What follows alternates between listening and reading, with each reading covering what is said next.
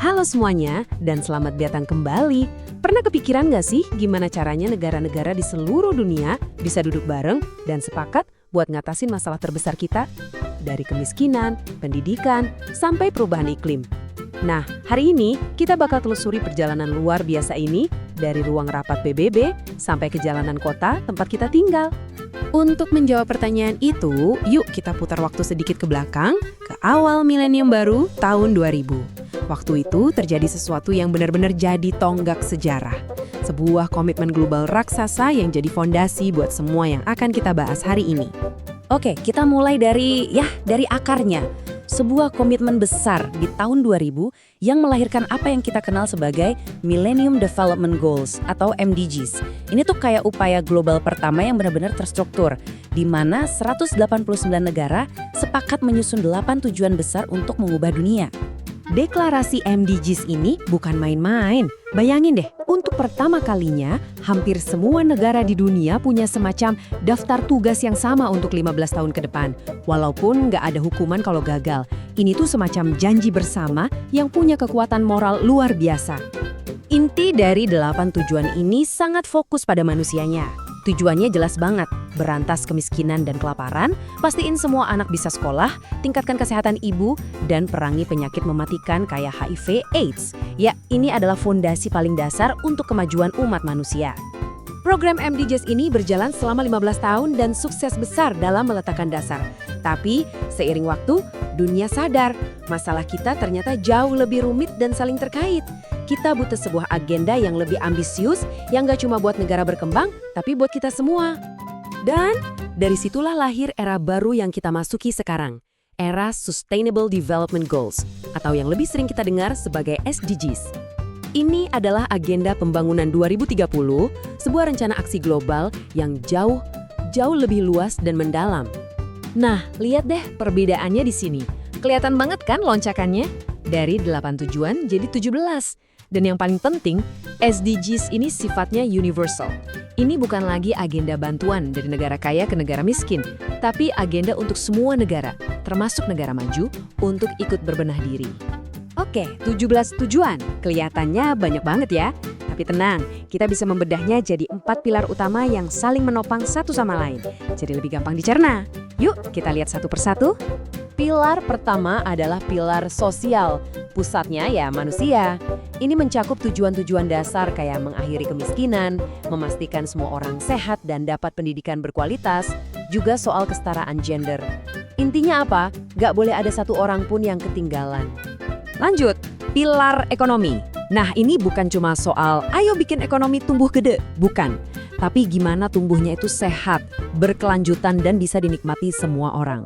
Ini mencakup soal pekerjaan yang layak, energi bersih, sampai inovasi industri yang ramah lingkungan. Tentu saja, buat apa semua itu kalau planet kita sendiri hancur kan? Makanya pilar ketiga ini penting banget, lingkungan. Pilar ini didedikasikan sepenuhnya buat melindungi rumah kita satu-satunya, mulai dari jaga air bersih, lawan perubahan iklim, sampai melindungi kehidupan di laut dan di darat. Dan pilar terakhir ini ibarat lemnya yang merekatkan semuanya, yaitu hukum dan kemitraan. Pilar ini menekankan pentingnya perdamaian, keadilan, dan institusi yang kuat. Karena pada akhirnya, nggak ada satupun dari tujuan ini yang bisa tercapai kalau kita nggak kerjasama. Oke, dari 17 tujuan itu, sekarang ayo kita zoom in ke salah satu yang paling dekat sama hidup kita sehari-hari. Apalagi buat miliaran orang yang tinggal di perkotaan. SDG nomor 11, tentang kota dan permukiman berkelanjutan. Mungkin ada yang bertanya, kenapa sih kota? Dari semua masalah besar di dunia, kok kota yang jadi fokus khusus?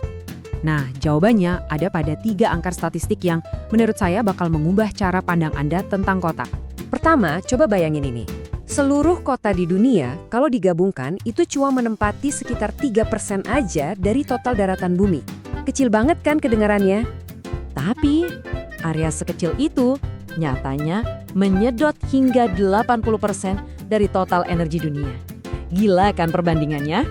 Dan dampaknya, ya ini dia. Kota-kota inilah yang juga menghasilkan sekitar 75% emisi karbon global. Jadi 3 angka ini membuktikan satu hal, pertarungan untuk menyelamatkan planet kita itu akan sangat ditentukan di kota-kota kita. Nah, itulah kenapa misi SDG 11 ini krusial banget. Tujuannya adalah membuat kota jadi tempat yang lebih manusiawi, inklusif dan aman buat semua, dengan akses ke perumahan dan transportasi yang layak, serta punya banyak ruang hijau publik untuk kita semua nikmati. Kita langsung aja terbang ke Semarang, ibu kota Provinsi Jawa Tengah. Kenapa Semarang? Karena kota pesisir yang lagi tumbuh pesat ini adalah laboratorium hidup yang sempurna buat kita lihat gimana tantangan dan keberhasilan membangun kota berkelanjutan itu terjadi secara bersamaan. Jadi Semarang ini adalah kota pesisir yang lagi tumbuh kencing banget, dan sama seperti banyak kota besar lain, pertumbuhannya ini membawa peluang sekaligus tantangan yang super kompleks. Terutama yang nyambung banget sama SDG 11 tadi. Tekanannya apa aja? Coba deh bayangin, penduduk makin banyak, lahan pertanian diubah jadi beton buat industri dan perumahan.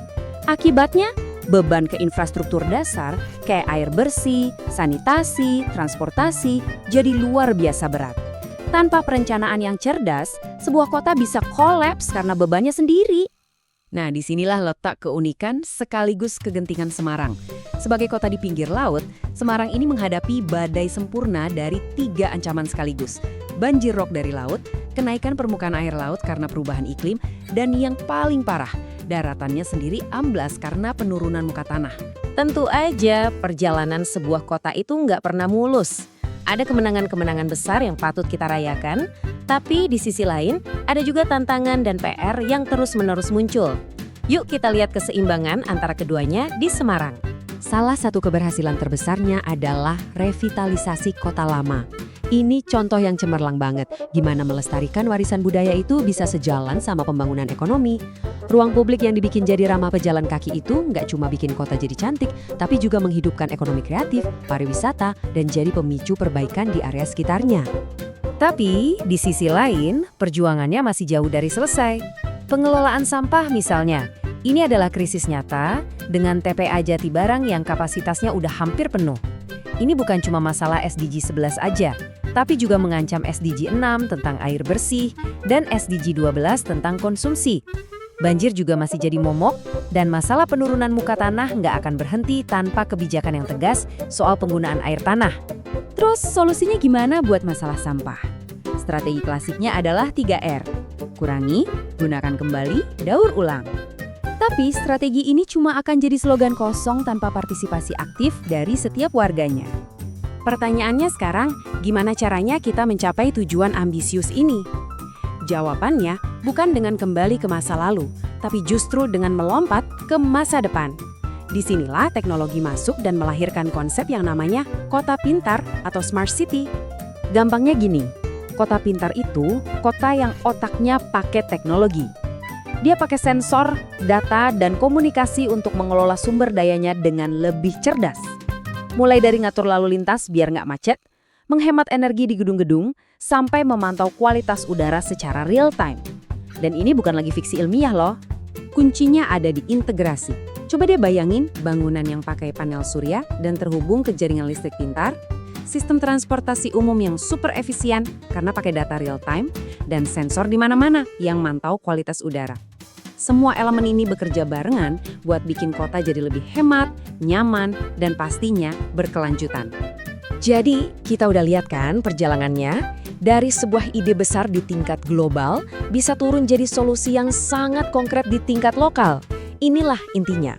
Masa depan itu ada di tangan kita, dan perubahannya dimulai dari lingkungan terdekat kita sendiri.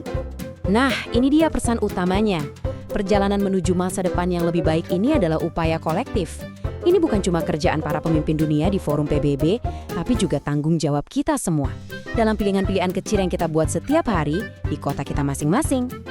Jadi, sebagai penutup, saat Anda melihat sekeliling kota Anda besok, ingatlah ini. Setiap bangunan, setiap jalan, setiap kebijakan, semuanya ikut membentuk masa depan planet kita. Pertanyaannya sekarang adalah, masa depan seperti apa yang ingin kita bangun bersama-sama?